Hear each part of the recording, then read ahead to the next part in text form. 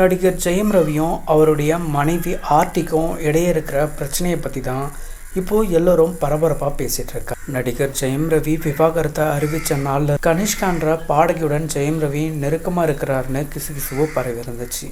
அதனால தான் ஜெயம் ரவி டைவர்ஸ் பண்ணுறாருன்னு சொல்லிட்டு இருந்தாங்க.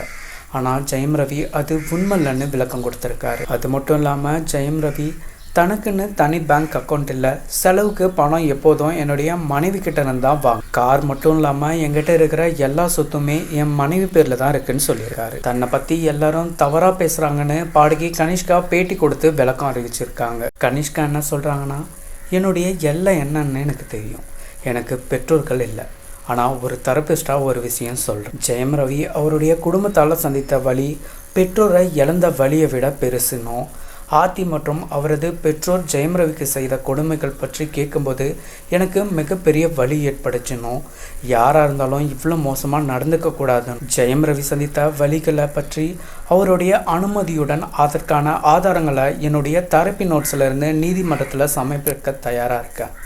ஆர்த்தி தவறு செஞ்சுட்டு தற்போது என்னை பலியாடாக மாற்ற பார்க்குறாங்க. இது தொடர்ந்தால் நான் சட்டப்படி நடவடிக்கை எடுப்பேன்னு கனிஷ்கா சொல்லியிருக்காங்க.